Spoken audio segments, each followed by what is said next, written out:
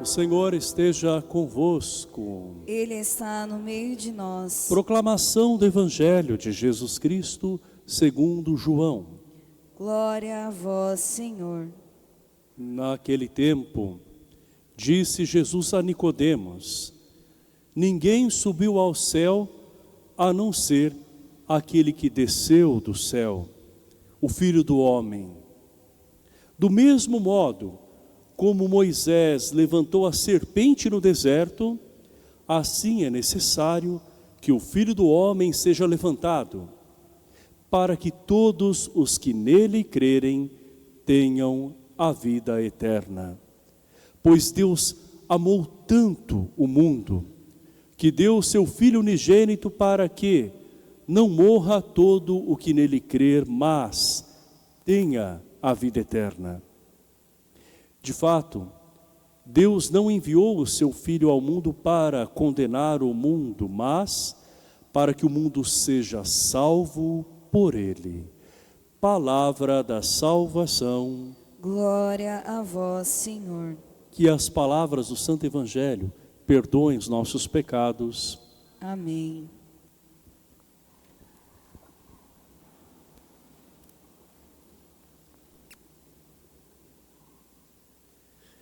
Deus nos chama hoje a contemplar a cruz de seu Filho.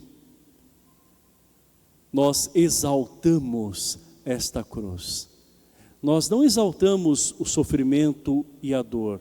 Nós exaltamos o amor que é capaz de passar pelo sofrimento. O amor que mesmo na dor permanece.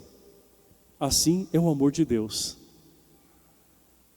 Jesus é aquele que, para nos resgatar, ele aceita a morte vergonhosa de cruz. E nós vemos que este é um grande sinal de salvação.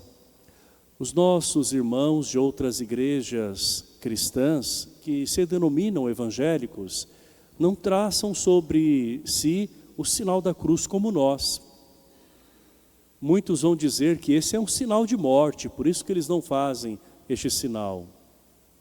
Mas em Cristo, esse sinal se torna santo, porque a cruz não nos remete à morte, e sim a vida que o Senhor consegue nos dar por meio da sua cruz. Foi por meio da cruz que o Senhor paga um alto preço pelo nosso resgate. E hoje todas as leituras vão falar sobre esse amor de Deus que é grandioso, que não se pode mensurar. A começar pela primeira leitura no livro de Números. O povo de Deus, que estava a caminho no deserto, chega uma hora que se cansa daquela caminhada. Se nós estamos num tempo seco, imagine num deserto como não é. E eles começam a ficar não só irritadiços, eles se tornam ingratos. Porque Deus, com a sua providência, dava a eles o maná, que era o pão do céu. Deus fazia surgir uma espécie de um alimento que parecia com um pão. Eles diziam que era o pão do alto. Não pense que é pão chovendo do céu não, viu? Era algo que eles podiam encontrar como que em forma de ramagens e enfim, que os alimentava nesse período. Mas eles começam a reclamar contra Deus para Moisés. E a gente sabe que a reclamação não alivia nada. Pelo contrário, a reclamação nos torna pessoas pesadas.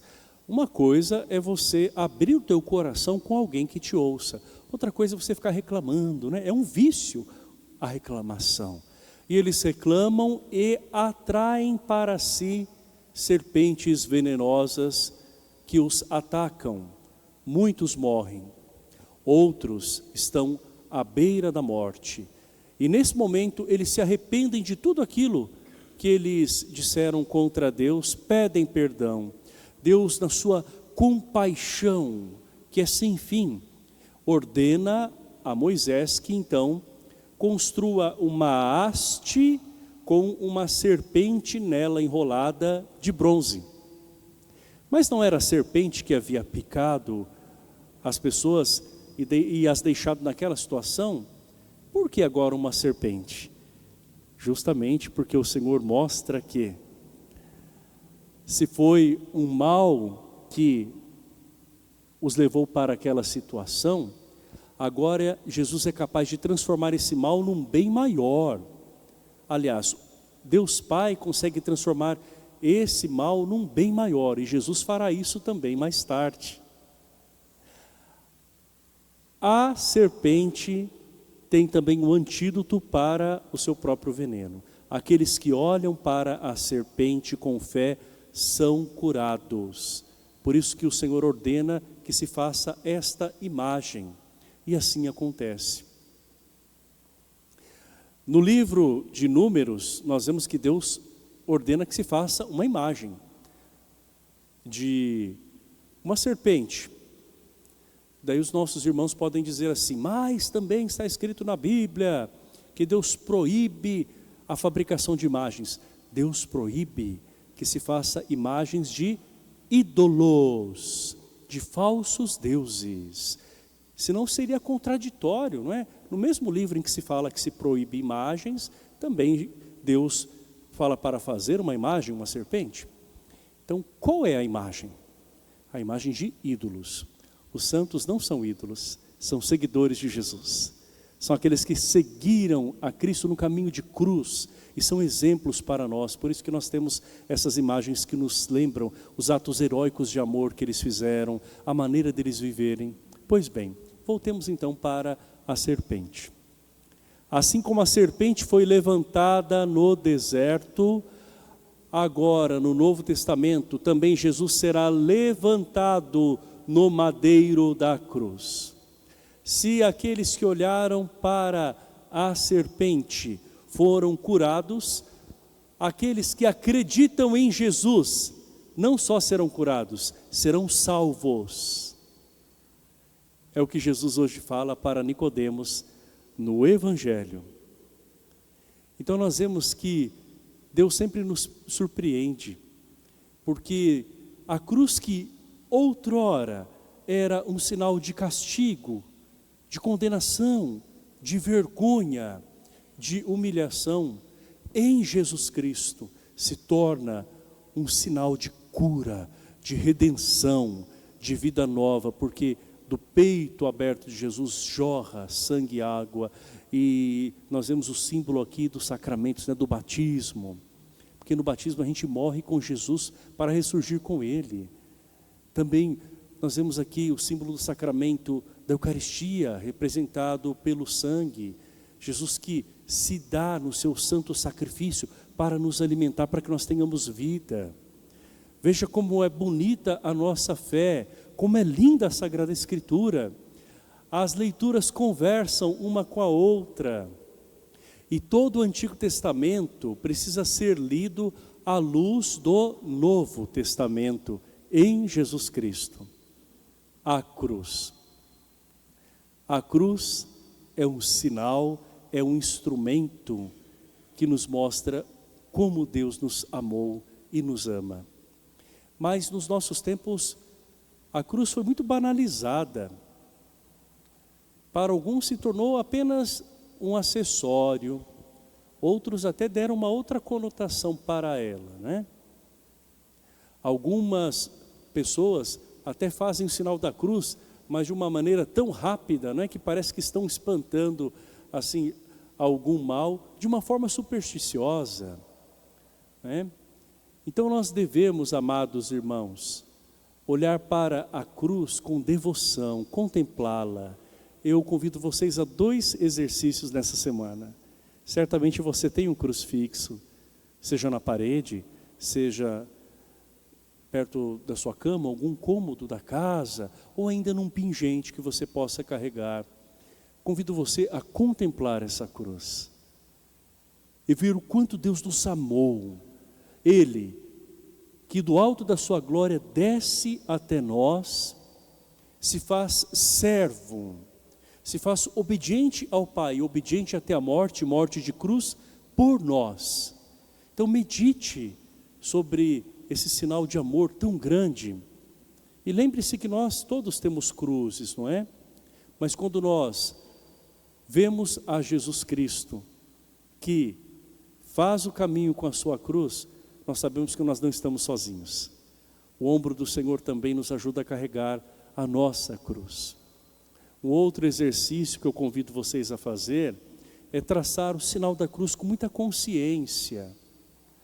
Nós vemos os jogadores de futebol que fazem, né, esse gesto até no sinal de agradecimento, do jeito deles, não é? Mas para nós que estamos num caminho de fé, nós queremos fazer o sinal da cruz com muita consciência, ou seja, sabendo que nós estamos professando a fé no Deus que é Pai, Filho e Espírito Santo, que nós estamos nos revestindo da cruz do Senhor e marcando o nosso corpo com esta cruz. Não vendo a cruz como um amuleto, mas vendo a cruz como esta grande expressão de um amor que é capaz de dar a vida. E assim nós podemos também olhar para tantas pessoas e enxergar nelas pessoas que carregam cruzes mais pesadas do que as nossas. Cada um tem a sua dor, não é? Você tem a sua, eu tenho a minha, mas nós não podemos negar. Existem pessoas com dores muito maiores do que as nossas e cruzes que são pesadas, não é? E muitas delas carregadas com amor. E só assim que algumas pessoas conseguem de fato seguir. Nós queremos olhar para essas pessoas e ver em cada uma delas o próprio Cristo. E assim transformar também as cruzes dos nossos irmãos no sinal de esperança com o nosso acolhimento.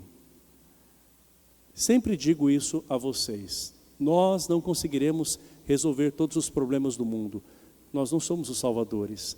Ele é o nosso Salvador. Mas quando nós olhamos para Cristo, que morre de braços abertos, nós cristãos não podemos cruzar os braços. Existem situações que nós não conseguimos resolver por completo, mas nós conseguimos trazer alívio às pessoas. Nós conseguimos dar o auxílio.